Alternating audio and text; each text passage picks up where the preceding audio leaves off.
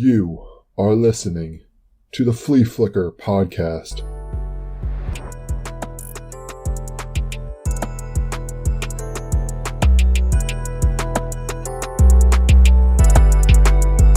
What is going on, America? How are you all doing? My name is Arif Umar, and welcome to the Fleaflicker NFL Show. I am your host, Arif Umar. Yes, I really just said my name twice in the span of 15 seconds, but oh well. We got a stacked show today. I want to count how many topics we got. 1, 2, 3, 4, 5, 6, 7, 8, 9, 10. I got a lot of topics for you guys today. I guess we can count later as I actually talk about said topics. We're going to talk about NFL free agency. We're going to talk about Tom Brady and him surprisingly going to a team in Florida. Everyone knows the Tampa Bay Bucs. I'm going to talk about the mind-boggling DeAndre Hopkins trade, to say the least. I'm going to talk about Cam Newton and Nick Foles and talk a little bit about the QB market. And I'm going to hit on some of the more major trades that happened. So yeah, let's jump right into it. So, as of like a week and a half ago, the Houston Texans traded wide receiver DeAndre Hopkins and a 4th-round pick to the Arizona Cardinals for running back David Johnson and a 2nd-round pick. And it was an exchange of 4th-round picks, I believe. So, I just want to talk about this trade as in, like, what the hell are you doing, Bill O'Brien? What the actual hell are you doing? This is a mind-boggling trade. So for those of you who don't know, Bill O'Brien is the head coach of the Houston Texans.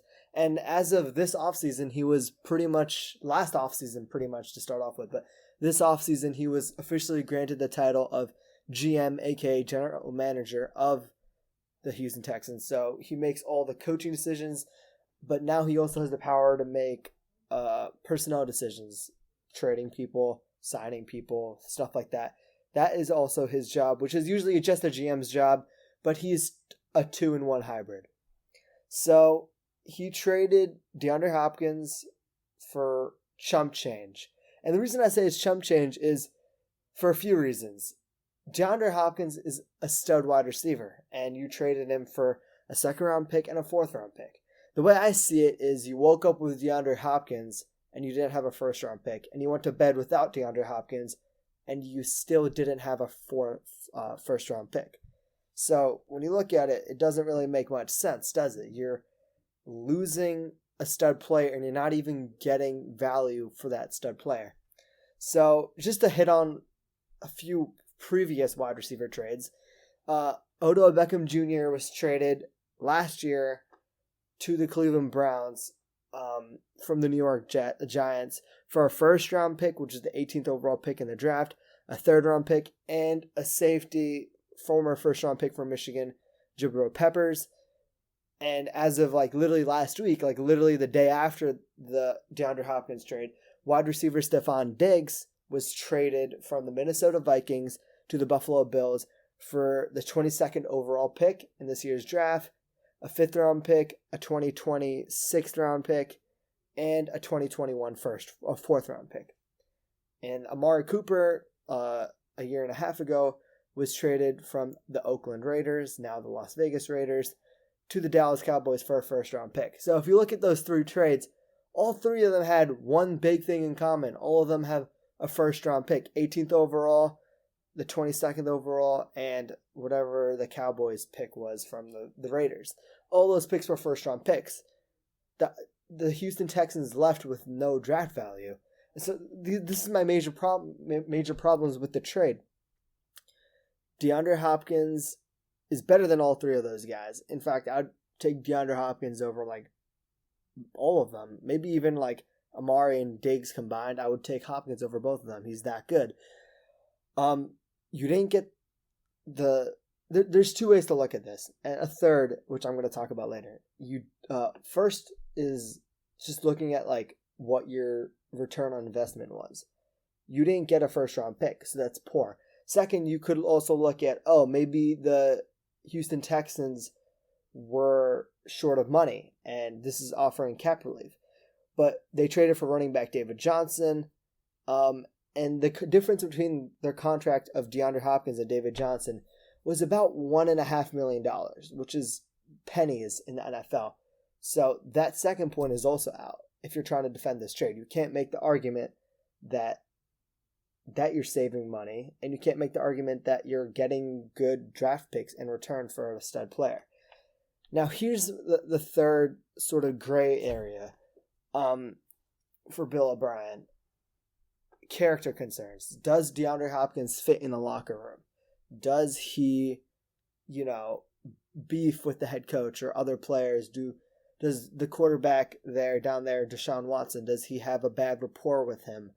Does he have a bad friendship or whatever with the owner or whoever it is? Does he have a bad relationship with someone? And the answer to that is yes. Bill O'Brien had a poor relationship with DeAndre Hopkins. And it's a very odd relationship where Bill O'Brien is alleged to call, according to Hall of Famer wide receiver Michael Irvin, he is alleged to have called / compared DeAndre Hopkins to former tight end, former NFL player, former Patriot Aaron Hernandez, who, as everyone knows, went to jail and eventually, unfortunately, killed himself in prison. That is not a good comparison that makes any sense. And you can't be calling your stud players Aaron Hernandez. And also, he is alleged to have said he doesn't like DeAndre Hopkins' quote-unquote baby mamas, referring to DeAndre Hopkins having multiple children with multiple different women. And obviously, you can have your opinions on that, but the fact is that that's just sort of a sketch thing for a head coach or GM to say to a good player. And there's reports that DeAndre Hopkins would call out Bill O'Brien during film sessions, or he was sort of beefing with him, or whatever term you'd like to use. And so Bill O'Brien pretty much shipped him off for literally nothing. And Bill O'Brien, for those of you who don't know, comes from the Bill Belichick coaching tree. And so people are saying, the few people who are trying to defend this move, which is literally no one, they're saying, it's a Bill Belichickian move. Bill Belichick did it. Bill Belichick has won multiple Super Bowls. Bill O'Brien is just following in older Bill's footsteps. And that's just also completely incorrect. Bill Belichick has won Super Bowls. Bill Belichick has won 6 Super Bowls. He's made it to the Super Bowl 9 times in the last 20 years. Bill O'Brien hasn't made it past the divisional round of the playoffs. And doing so, he punted on his, he did a fake punt on his own like 40-yard line against the Chiefs and blew a 24-point lead in the divisional round of the last year's playoffs. The man is blowing leads in playoffs. He's not making Super Bowls, let alone winning them. But yet people are saying that, well, not really. No one's really saying this, but the only way you can really think about to defend this is, he's doing a Bill Belichick move. But he hasn't won anything. He's won his division the most compared to the rest of the AFC West in the last few years, ever since he's become the head coach. And he's yet the only team from the AFC West to not make AFC South, to not make the AFC Championship game. In 2017, the Jaguars made it. Last year, 2019, the Titans made it. And then the year previous, or in 2014, Andrew Luck led the Colts to the AFC Championship game. That's 3 times from 3 different other teams in that division. All the while, the Houston Texans have won the division the most amount of times compared to the rest of those teams. So, in reality, this DeAndre Hopkins trade is hurting your team. It's also already come out that multiple players, potential free agents, have said they don't want to play with Bill O'Brien anymore because they feel as if he's not a good person to work with. He's too stern. He doesn't have the right compared to Bill Belichick, to just ship off star players in their prime because they're not a culture fit. Whatever you would like to say about that. And honestly, Deshaun Watson has started posting cryptic tweets on Instagram and Twitter. And obviously it's nothing crazy, but the fact is that this has gotten to his mind. And also when you're looking at how to build a team, the best way to build a team is to get a star wide receiver and pair them with your star quarterback and let them grow together. It's what the Atlanta Falcons did with Matt Ryan and Julio Jones down at Atlanta. And you already had that in place, and now you got rid of potentially a top 3, potentially top 2. Some people can even argue the best wide receiver in football to the Arizona Cardinals for literally nothing. And it really is mind-boggling. It's going to be interesting to see if Deshaun Watson will stay with Bill O'Brien, or if Bill O'Brien gets fired eventually, which I think he's on he's on a flaming hot seat this year. It would be interesting to see what star players like J.J. Watt and Will Fuller, what they do. Will they stay? Or will this trade really damage the Houston Texans locker room and lead to turmoil in Houston? We shall see. So, moving on to another topic. The Tampa Bay Buccaneers. What the heck did I just say? The Tampa Bay Buccaneers signed former Patriot, 6-time Super Bowl winner, Tom Brady, to a pretty big deal. And that's shocking because asked me a year ago, 6 months ago, 3 months ago, I would have told you, there's no way Tom Brady doesn't retire as a Patriot. But here we are. And that's really because of sort of the ineptness of Bill Belichick to put offensive weapons around Tom Brady. Josh Gordon was let go. Antonio Brown was let go. And granted, both those situations are sort of sketch, but you could have traded for someone who was an actual impact, like Emmanuel Sanders. Instead, you traded more for an inferior player, just straight up. No disrespect to Mohamed Sanu, but he's an inferior player compared to Emmanuel Sanders. So I just want to look at how this could impact the Patriots, the Buccaneers, and the Patriots in the future. So last year, Jameis Winston, quarterback of the Tampa Bay Buccaneers, threw 33 touchdowns. He also had 30 interceptions, 30 for 30. You should make a 30 for 30 about that, ESPN. And people are saying, this system is all air raid. It's like 10 to 15 yards. It's a deep shot type of offensive scheme. Tom Brady's been a dink and dunk offense his entire career. He's more of a quick passing game. The Bucs don't have an offensive line. It will not work in Tampa Bay. And I'm going to give you an analogy. If you have a star race car driver and he's used to driving a certain type of car, you're not going to make him force him to learn how to drive a different type of car. No, you're going to give him the car he's comfortable with and let him drive that, let him win with what he knows. So Bruce Arians has got to be that type of car. He's got to be the provider of that car. He needs to make sure you get the right type of car, make sure it's got the right steering wheel, the right oil, the right tires, whatever it is. You need to change your scheme to fit Tom Brady. If the greatest player of all time is coming to your team, you don't force him to change to you. You change to fit him. If you have, let's just say you got like size 10 hands or whatever, right? You're not going to force someone to put on like size 9 hands or size 11 hands, gloves on those hands. No, you're going to make sure you get that nice size 10 glove to fit that hand. Similarly, if Tom Brady comes to you, you will change the offensive scheme for him. And people are acting like, it's going to be a big deal. But no, when Peyton Manning went to the Broncos in 2013, they changed their offensive scheme to fit him. Another Hall of Famer, another legend. They changed for him. The Tampa Bay Buccaneers will change for Tom Brady.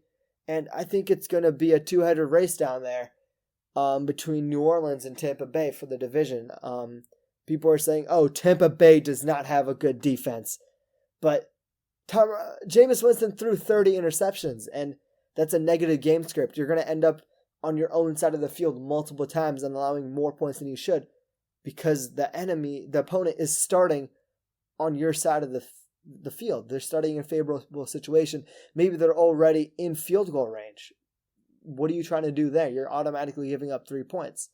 So I think that the defense in Tampa Bay has some solid talent on it.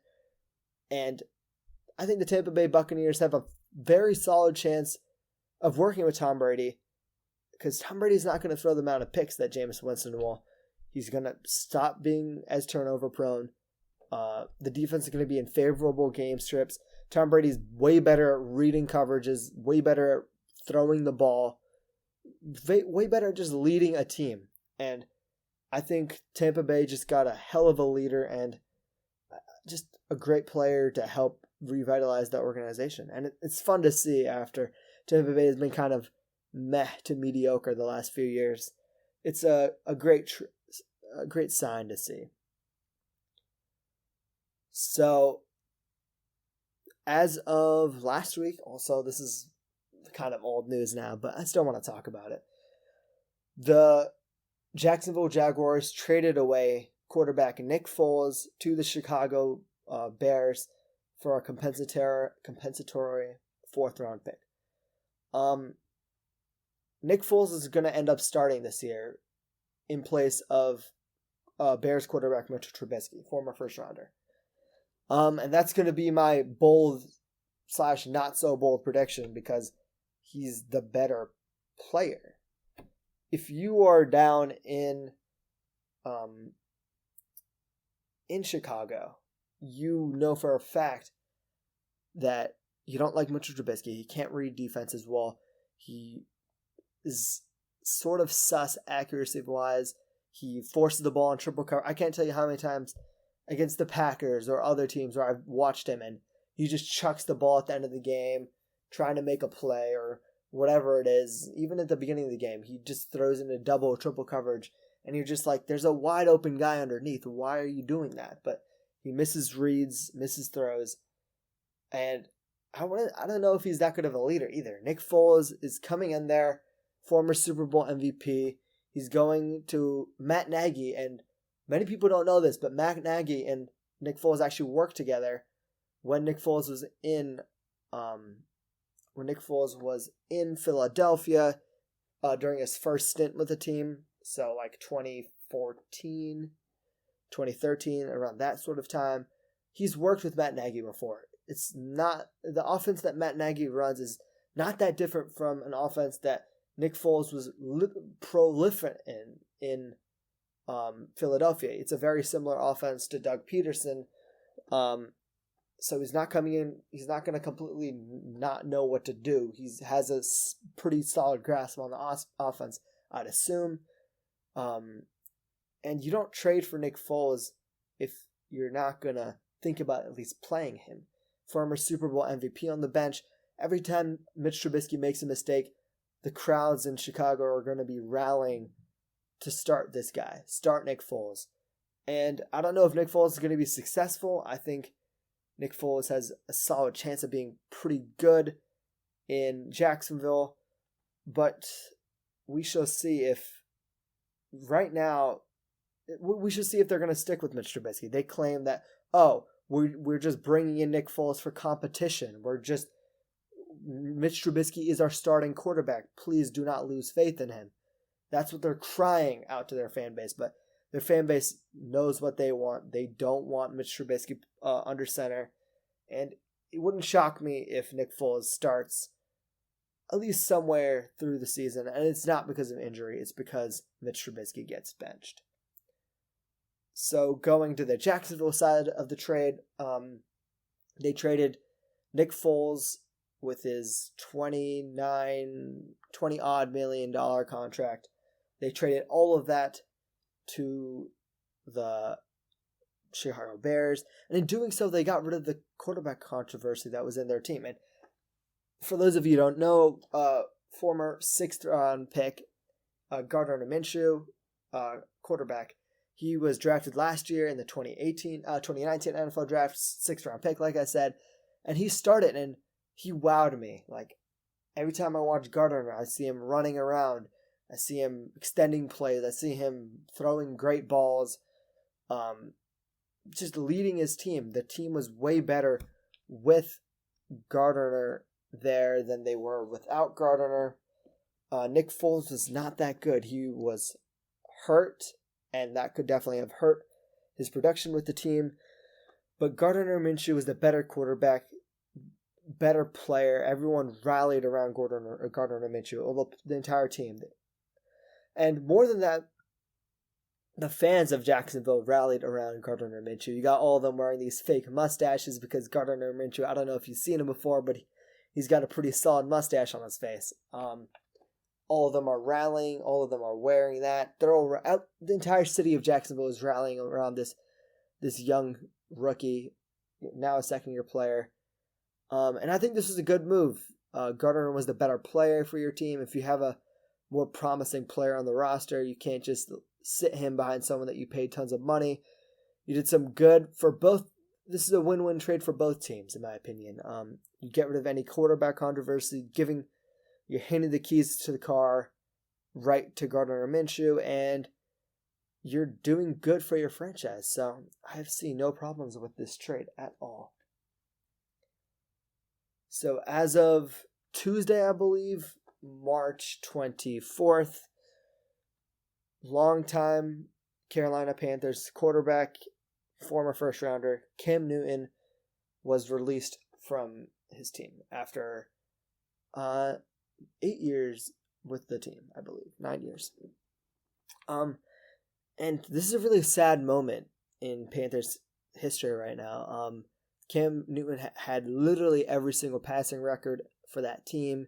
He had a ton of rushing records. He was fun to watch. Former MVP in 2015. They almost won a Super Bowl with him. They went 15-1. They made multiple playoff appearances, multiple playoff wins. And Cam Newton was just a fun player to watch. He had his dabs and his celebrations and whatever it is. And he was just doing... He was a great player to watch. And losing him is going to be hard. Lots of Carolina Panthers fans are very supportive of Cam Newton, and they're frustrated and angry at the release of him, and they felt that he might have been done a bit dirty by Matt Rule. And I will say, I think Matt Rule did a couple things wrong in this situation. One thing he did right, though, before I get to the wrong, was he was never really committed to Cam. He didn't say, you got the job, Cam, and then he released him. No, he didn't do any of that. Instead, he did the more, if Cam is healthy, we'll look forward to working with him. And Cam Newton's health is a big question. It's been a big question the last year and a half, 2 years. But the bad thing you could have done, and the thing that you did sort of dirty for Cam Newton, is by releasing him right before the draft. In releasing him after free agency started. You are sort of hindering Cam Newton because all the free agency has pretty much happened now. The teams that were looking for quarterbacks are no longer going to be looking for quarterbacks because they're going to look to the draft. Can I get my hands on a coveted prospect like Jordan Love later on in the draft, or Jacob Eason, or maybe hit on second rounder or third rounder with Oklahoma's quarterback Jalen Hurts, or maybe go after, if you're the Dolphins, go after Tua Tagovailoa from Alabama. Whatever it is, those teams are focusing on the draft now, and that leaves Cam Newton in an awkward situation. Yes, he's not healthy, but if you can get him healthy, he's going to be a good player, and you're pretty much sort of did him dirty by letting him test the open market so late in free agency. You should have let him go earlier. And some people are saying, Cam Newton's handling this incorrectly. He's doing a very bad job. And people get that from the fact that I know, for example, like Zach Schomler, the host of Strong Opinion Sports. I love him. I love his stuff. He's saying, Cam Newton's being a big baby about being released. And he's he's typing in weird fonts on Instagram, and it's very immature, and he's not putting a good picture of himself. And for the fonts, the fonts are just odd. Cam Newton, why are you doing that, bro? Just change the font. Type like a normal human being, whatever it is. But for me, Cam Newton responded to the news of him being able to seek a trade before he was released. He responded by saying, "You guys are pretty much doing me dirty. I did not request for this. You guys are pushing me out." And people are saying he's being a baby because of that. But the way I see it is this: Carolina has been this man's home for the last 8 to 9 years, almost 10 years. And you're telling him, "Oh, guess what? You're not healthy, so we're moving on. We're leaving you. Thanks for all this good stuff you did, but bye, Cam."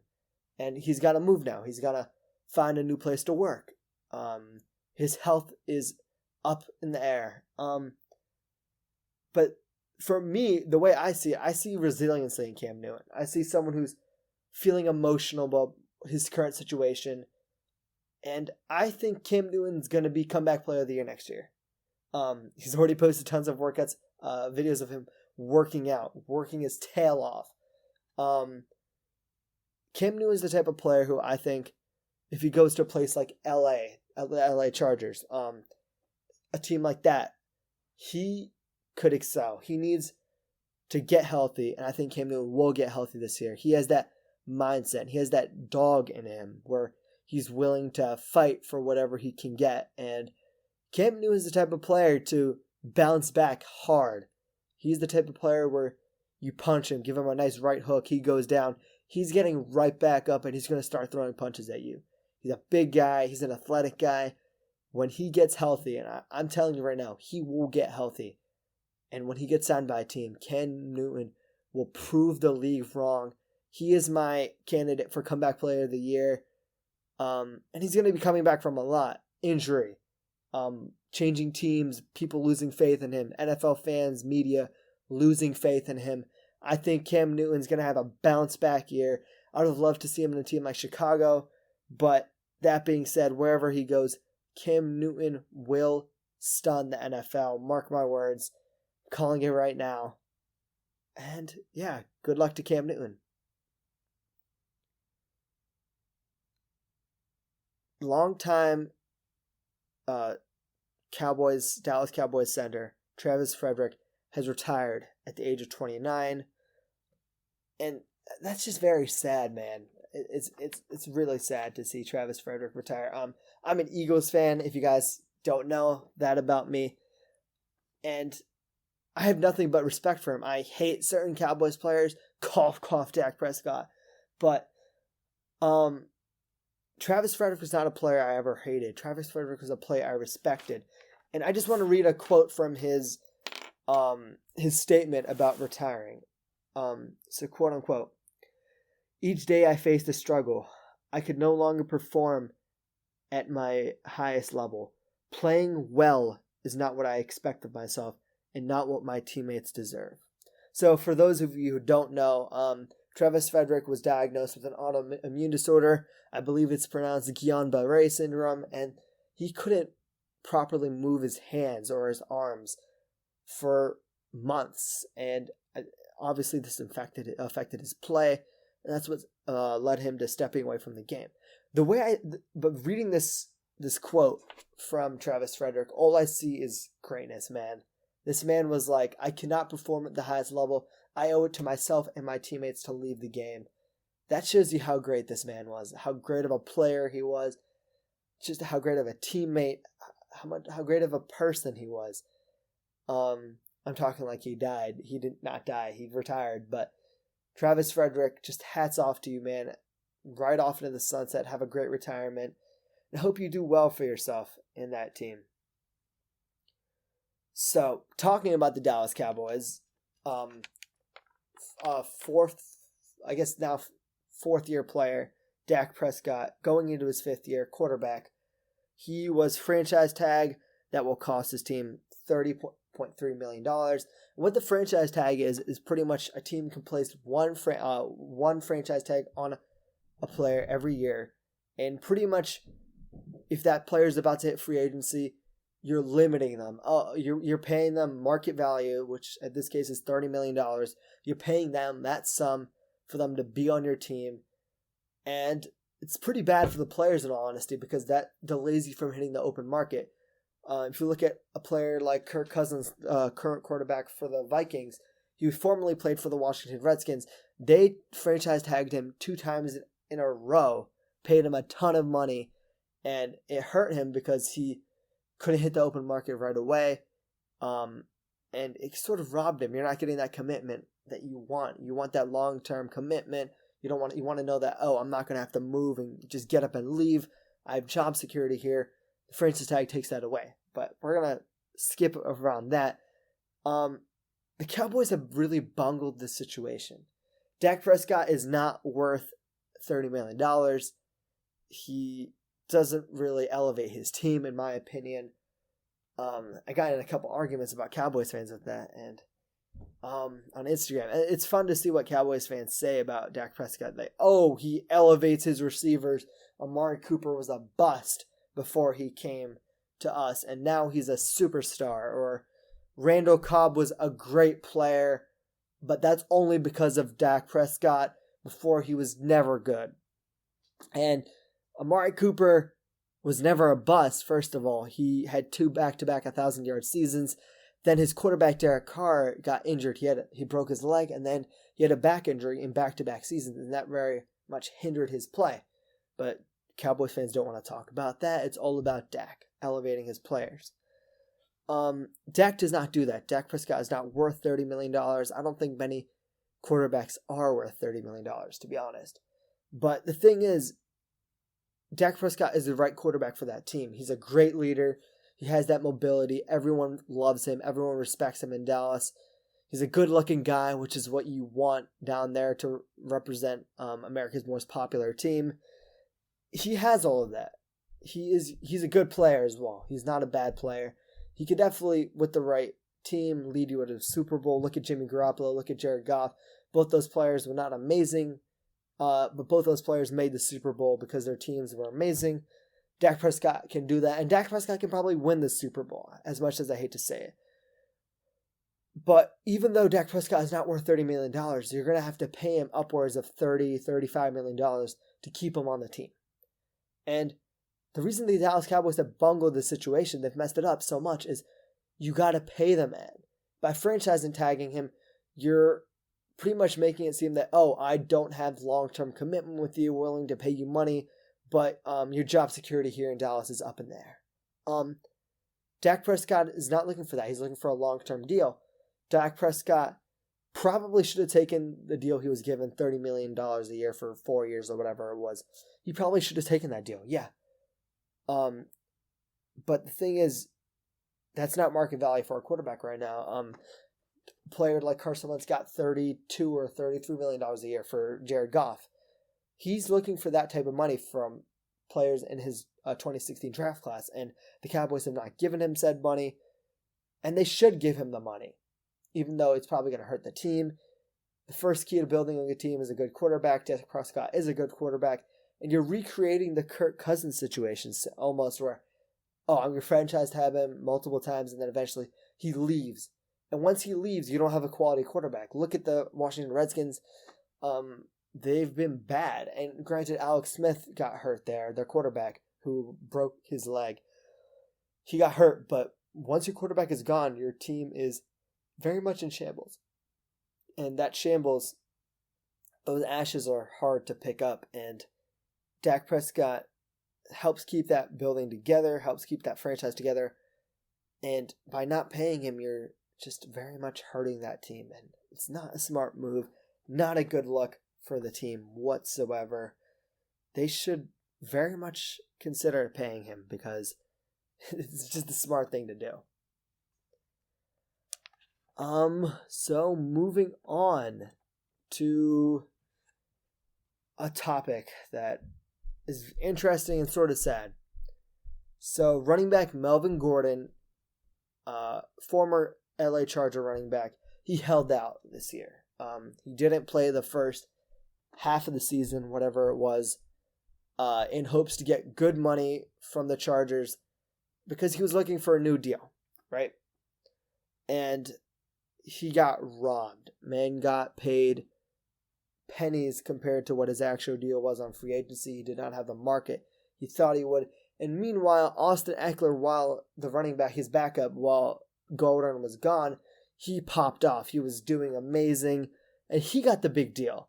Meanwhile, Melvin Gordon hit the streets, and he did not find the market he was looking for. He took a cheap deal for a rival team. And this brings up the concept of running back value. And I want to talk about another player. A shocking move by the LA Rams, but they released longtime running back Todd Gurley, former Offensive Player of the Year, and he was just signed to the Atlanta Falcons. And both these situations just show how bad running back value is. Melvin Gordon has been a pretty above average player his entire career. He didn't get the money he was looking for in the market. Todd Gurley was great, but then his body broke down under him. He developed arthritis. Some people think it was because he tore his ACL in college. Whatever it is, his body broke down. He hasn't been the same player. You got two pretty cool situations here. And then if you look at former Steelers running back Le'Veon Bell, he held out too. And he got a very similar deal to what the Pittsburgh Steelers were willing to pay him from the New York Jets. He didn't get that much money from the holdout. I think he might have lost money, in fact. Two cases where running backs are losing money. One case where the body is completely breaking down underneath them. This is why running back should not be paid money. And it's very sad to think about because running back is such a fun position to look at. Such a great position to look at. You got these players cutting and being elusive and trucking players over. It's great to see someone like Todd Gurley take a screen pass, or Derrick Henry take a screen pass and go 75 yards to the house, or watch them truck someone and carry someone and do whatever freaky things these running backs can do. But the truth is, paying for a running back is a poor decision. Their bodies are more likely to break down. They consistently take hits. Consistently. By the time they get to the NFL, the pro level, they've taken hundreds of thousands of hits in college and high school. All that wear and tear on their body will catch up to them. And if you look at Todd Gurley, his body is breaking down. If you look at a player like LaShawn McCoy, his body is broken down on him. And granted, he's 32 or whatever now, but his body is breaking down on him. Running backs' bodies break down faster than lots of other positions. Look at a player like Julio Jones or DeAndre Hopkins. They're in their late 20s, early 30s, and their bodies are fine, pretty much. They're still elite production-wise. Meanwhile, running backs tend to fall off. David Johnson, former Cardinals running back, now on the Houston Texans and traded to the Houston Texans through the DeAndre Hopkins trade. He was so good 2016, 2,000 yards from scrimmage. Was great. Then he got hurt. He hasn't been the same since. Running backs should not be paid money. It's sad because they're a fun position to watch, but paying your running back is not a good decision, not a good use of your money. If you want a running back, draft someone in the draft. Let them stay for you for 4 years. Maybe give them a small extension. But if they're asking for big money, let them go. Running back buy committees are the way to go, most likely. Less likely to get injured. You're not spending big money on the player. And it's just a smart money decision. And it's sad to say, because running backs are fun, but it's not smart. Don't do it. Don't do what the Cardinals did by paying big money to David Johnson. Don't do what the Jets did by paying big money to Le'Veon Bell. Don't do what the Chargers did by letting Melvin Gordon go. And don't do what the Rams did in paying Todd Gurley mind-boggling amount of money, knowing he's a running back and knowing he's going to get hurt. Running backs, don't pay them. Moving on. So, one of the bigger trades that happened this offseason was DeForest Buckner, former defensive lineman for the former NFC champions, the 49ers, was traded to the Indianapolis Colts for the 13th overall pick. And I think this is sort of a win-win trade. The Colts need that interior pass rush. They need a great defensive lineman. And DeForest Buckner is right up there with Fletcher, that second tier of interior defensive lineman behind Aaron Donald, Fletcher Cox, Geno Atkins, those type of players. He's right up there with them. He doesn't get as much media attention because you got Nick Bosa lining up on the edge, and defensive end is a way more like sexy position to talk about. But DeForest Buckner is the man. He's going to play lights out in Indianapolis. And this is also a good trade for the 49ers because they saved money. They were able to re-sign defensive lineman Eric Armstead in place for a cheaper contract for what DeForest Buckner would have eventually asked for. You can save some nice money on that. And you're helping both teams out. Save some money. You still keep most of that stacked defensive lineman, but you're also helping the other team out by giving them a good player. The way I see it, it's a win-win trade. DeForest Buckner was a great player, and he's going to help out that team very much. So, Phillip Rivers, longtime LA Charger, former San Diego Charger quarterback. Phillip Rivers has obviously been released from the Chargers. He has now signed with the Indianapolis Colts, talking about the Indianapolis Colts still. So Phillip Rivers is moving his wife and his 11 kids down with him to Indianapolis. And the way I see it, this is a win-win. Jacoby Brissett was average at best. He had some very down moments, some very pretty good moments, but he cannot win with the roster you have. Right now, you're in a similar position to what a team like the Bears are in right now, where you have a very stacked team, but you don't have the great quarterback to pair with him. You don't have that firepower behind you. It's like having a great car. You have a great car, but you don't have a good driver, and he keeps crashing and hitting other cars and, not making right turns and slowing down. He's losing the race. You're losing the race. Even if you have a great car, you can have the best tires, most aerodynamic design, great everything. But if you don't have a good driver, it doesn't matter. And the quarterback is the driver for that race car called the Indianapolis Colts. Phillip Rivers, I see this as a win-win situation for Phillip Rivers. Win-win because he's going to a team that has the potential to make it to the AFC Championship game. You have a potential Super Bowl contender here. Frank Reich and Chris Ballard have built a stupendous team.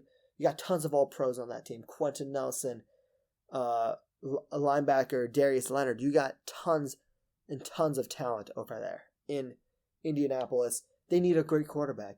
And Phillip Rivers, his body is slightly breaking down on him, but similar to Tom Brady, he hasn't lost it yet. He's old, yes, but he hasn't lost it yet. Yes, Phillip Rivers has got to stop throwing late interceptions. His body, while he still has it, he's starting to reach a peak. He's starting to reach a plateau now. He's going to collapse probably after the season. This is why he was only given a 1-year deal. But he's got to learn to, maybe I shouldn't force that throw over there. We got talent out of the running back. Let's throw it to a player like Marlon Mack. Let's, run a screen more, or let's do whatever we have to, but don't force the ball if you're Phillip Rivers. Phillip Rivers is that A-class driver that you can get for that A-class car. You're pairing both together, and you're getting an A-plus team. The Colts are going to probably make the playoffs this year. I'm going to bet on it, actually. They will make the playoffs this year. I don't know if they're going to win the division. They have a very good chance of doing so, but the Tennessee Titans are also in that division. It's going to be a tight and a fun race to watch, but the way I see it is you're pairing literally two of probably the best situations you can with each other. Phillip Rivers, I've always wanted to see him win a Super Bowl. He never could with the Chargers. They were good multiple seasons, but they never could get to that Super Bowl. And it would be nice if we get the nice redemption tour. Phillip Rivers tearing up the AFC South, making to the Super Bowl, winning a Super Bowl, capping off his legacy, retiring. It'd be great to see. I don't want him to end up similar to another quarterback in Carson Palmer, where He was a great quarterback, everything, but the only thing that escaped him was the Super Bowl, that one accolade he could never attain, never grab. I don't want Philip Rivers to retire without that, and I hope he gets it because it's something that he very much deserves. So, good luck to the Colts, and I hope they do well with him. And this is a brilliant move by Howie Roseman. The Eagles got compensatory picks. Therefore, they still have a pick in the 3rd and 5th round, the 2 picks that they gave up. And everyone knows the way to beat the Philadelphia Eagles, don't run on them. They got big run stuffers and Fletcher Cox, Brandon Graham. Don't run on them. No, you got to pass it on them. And teams have been taking advantage of that. Every game, I'm fed up of watching it. Just airmail. Boom, over the top. Boom, over the top. Slant all the way. Boom, boom, boom. Darius Slay is going to follow the number 1 wide receiver on the opposing team. He's going to do whatever he can. And he's a great player. Probably top 5 cornerback in the NFL. Great team. Great trade by Howie Roseman. You're not giving up a ton of draft capital.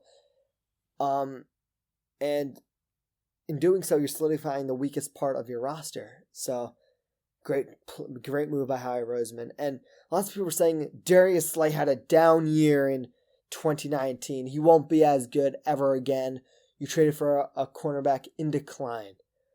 Can I remind you that the Detroit Lions went 3-13 last season? There's a reason they had the 3rd overall pick.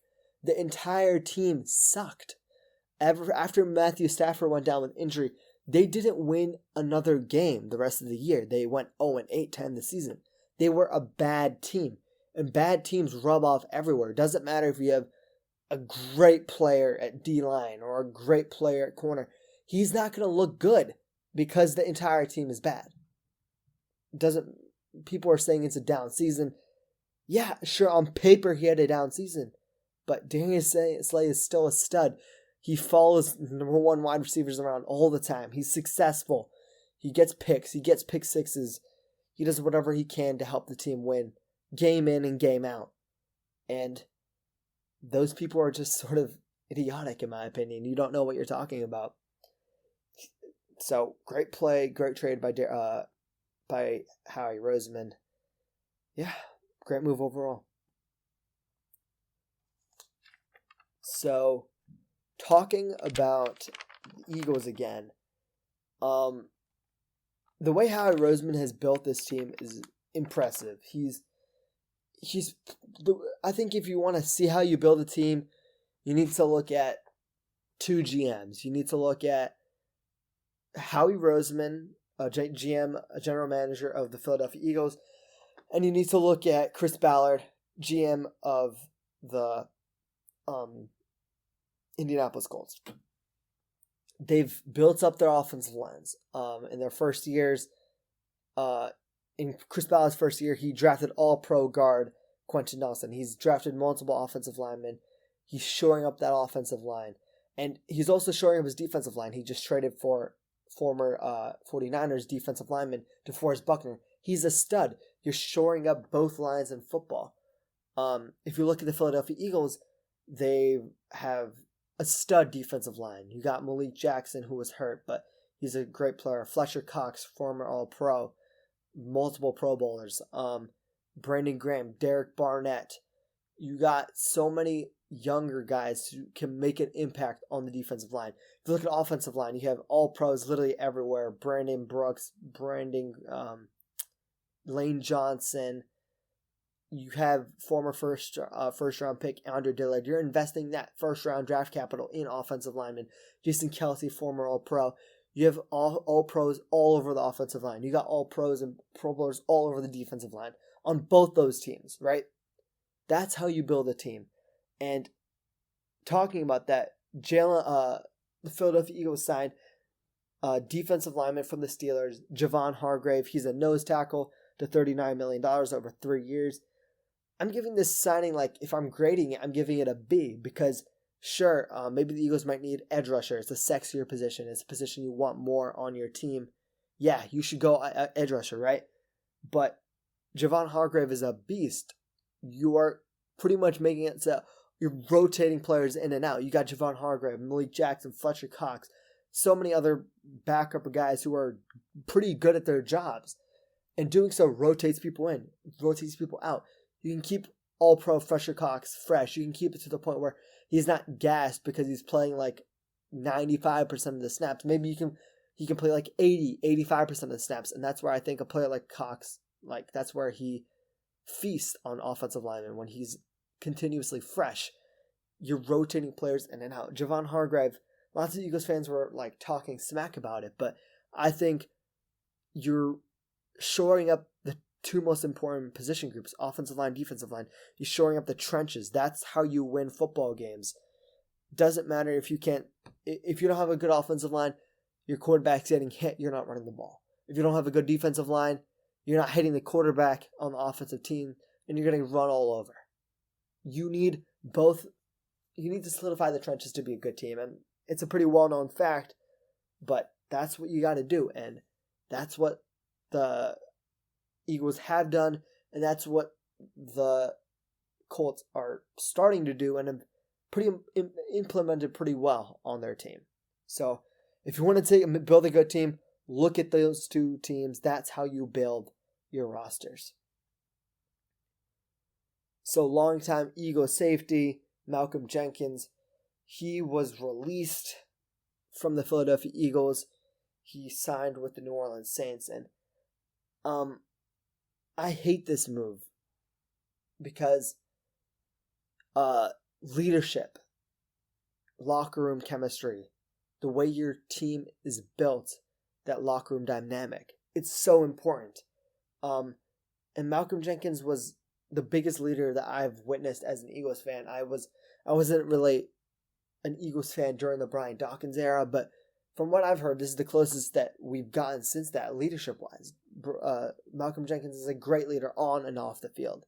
Supported all that civil rights stuff, kneeling for the anthem. And that depends on your political opinion, but he stood up for what he believed in. When the Eagles lost Carson Wentz, he was one of the biggest guys, probably the biggest guy on that defense to stand up and go, "No, we can't give up. We need to keep fighting, keep doing whatever we can to win." That was what Malcolm Jenkins brought to this team. Yes, he slightly dropped off, but he also played 2,304 continuous snaps on defense and on special teams. He hasn't missed a defensive snap in 2 years, and you don't really have a good backup plan for that. So I don't really like this move because of the leadership. You can have the most talented team in the league. Look at a team like Cleveland, the Cleveland Browns. They didn't have good chemistry. They didn't have a good leader on that team. Baker Mayfield was throwing shady remarks to beat writers. He wasn't doing well. Former head coach Freddie Kitchens was a mess. And what I heard, he wasn't that good of a leader. You had a mess of personalities in that locker room. And it fell. It exploded. Malcolm Jenkins and shows why leadership is so vital. And he only got a small pay raise with the New Orleans Saints. I dislike this move a lot. I get you want to go younger, but there's a certain time and place for that. And honestly, that's not what you want to see your team do. Getting rid of a great leader like that, that's just not it. So yeah, Howie should probably think about making that move again. I want to cap up the show today with another trade. So Bills cornerback. No, sorry. The Buffalo Bills traded for Minnesota Vikings wide receiver Stefon Diggs.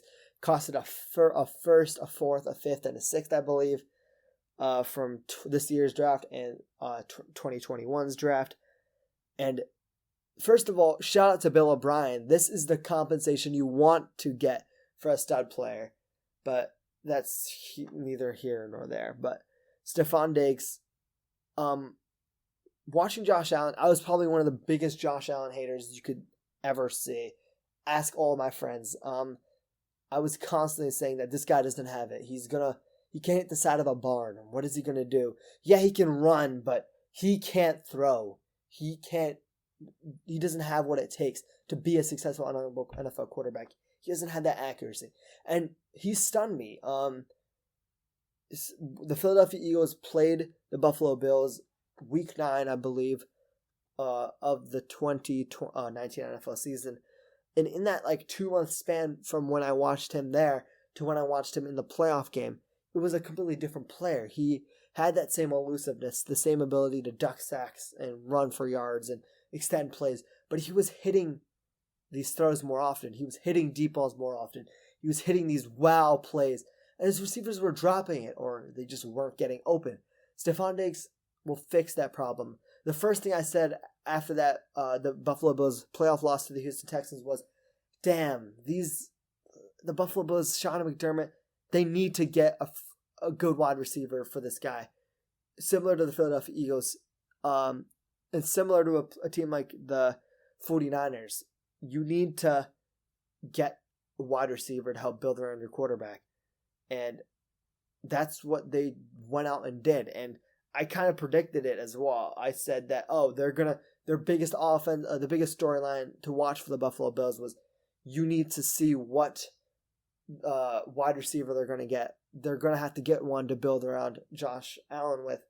That's exactly what they did. And this is what good GMing and good coaching, good decision making does for your team. You got a stud wide receiver in Stefon Diggs. He doesn't drop balls very often. He has slight injury concerns, but he's a baller. He can go deep. He can make catches. He can get separation. He can run great routes. He can do everything you want him to do. That's how you build a team. You build a team around a great wide receiver and a quarterback, pairing them together. And that's just a good example of how to build a team. So, yeah, that's all I got for today, everyone. Thanks for listening. I hope you enjoyed. Share this with everybody. And just a quick message: everyone, stay safe, stay at home during these trying virus times. Just stay at home, stay safe, try not to get sick, and stay healthy. So, yeah, everyone, thanks for listening. Peace out.